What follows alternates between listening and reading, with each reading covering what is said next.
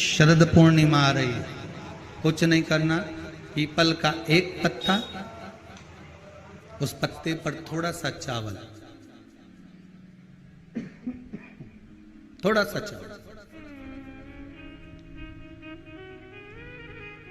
पूर्णिमा की रात्रि को अपने हाथ में लेकर अपने नयनों से लगाकर शरीर पर से स्वयं उतारकर उसको दरवाजे के पास रख दीजिए। पूर्णिमा की रात्रि को पूर्ण होने पर उस चावल को दूसरे दिन सूंघ कर बहते हुए पानी में डाल दीजिए। महाराज कितने भी रोग से ग्रसित हो गए, पीपल का एक पत्ता 52,000 ब्राह्मण की साक्षी कराता है। महाराज बहुत ध्यान देना, पीपल के वृक्ष में स्वयं नारायण का, मेरे कृष्ण का वास है। स्वयं भगवान गीता के अंतर्गत कहते हैं कि मैं पीपल का वृक्ष हूं, नारायण उसमें। 52,000 ब्राह्मणों का वासा एक पीपल के पत्ते में होता है।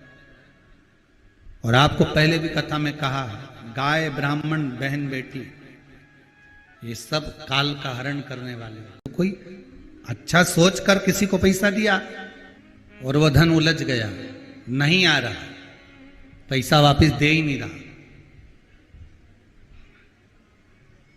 बेलपत्री के पेड़ के नीचे,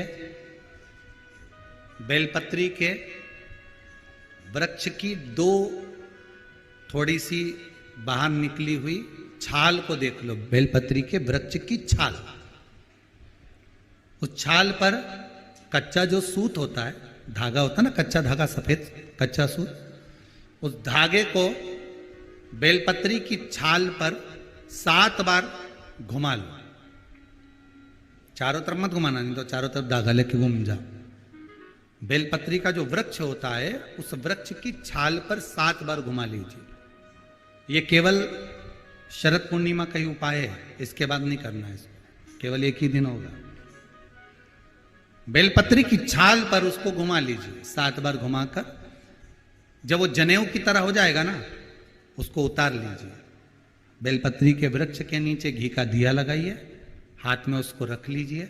जिस व्यक्ति को तुमने धन दिया और वो उलझ गया, नहीं दे रहा, पैसा पहुंचा नहीं रहा है, उस छाल पर जो धागा आपने लपेटा है, श्री शिवाय नमस्तुभ्यम का स्मरण कर कर बेलपत्री के पेड़ के नीचे कुंदकेश्वर महादेव का नाम लेकर उस धागे को शंकर भगवान को छुआकर महाराज माता पार्वती के चरणों में ले जाकर छोड़ दीजिए।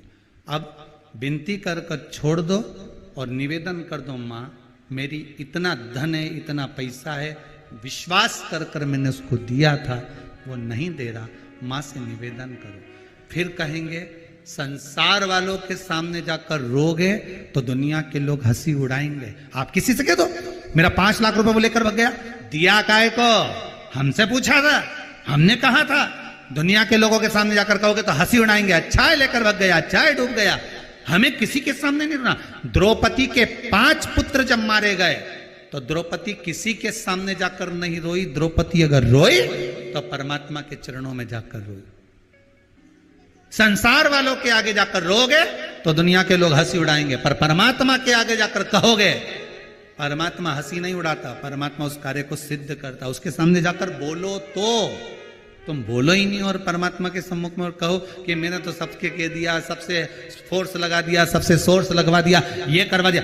परमात्मा से जाकर निवेदन करो कि मेरा धन उलझा है, मेरा धन मैंने विश्वास रखकर करा था, दे दिया था, माँ अब आपको देना है, भगवान शिव की कृपा से वो पहुंचा दीजिए, आएगा। एक पूर्णिमा पर करके देखने में क्या जा रहा है। शरद पूर्णिमा पर किसी भी समय पर कोई रोग से ग्रसित ना हो, उसका पुत्र किसी रोग में ना पड़े।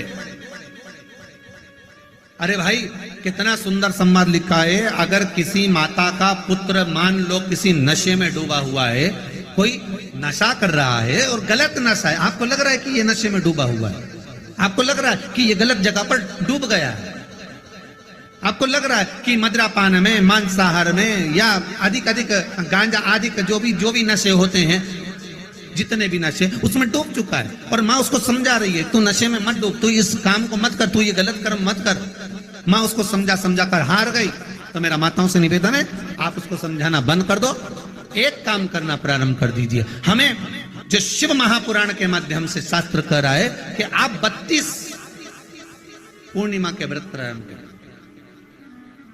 उसमें करना क्या है, आप केवल जिस दिन व्रत रहे रात्रि के समय पर कोई भी मीठा कुछ भी सामग्री आप चंद्र की रोशनी में, चंद्र को अर्घ देने के बाद, पूजन करने के बाद उसको रखो, और वही सामग्री जो नशा कर रहा है उसको पूर्णिमा के दूसरे दिन उसको खिलाओ।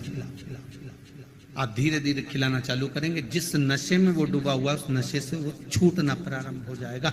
2 पूर्णिमा व्रत करके तो देखो, तीसरे में तुम्हें जरूरत ही नहीं।